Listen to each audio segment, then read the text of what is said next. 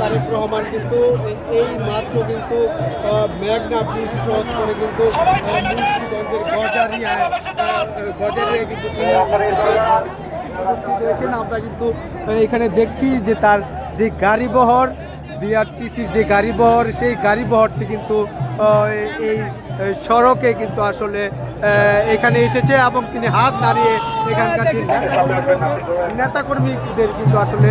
উদ্দেশ্য করে তিনি হাত নাড়িয়ে তাদের কিন্তু বলছেন এবং এখানে তারা কিন্তু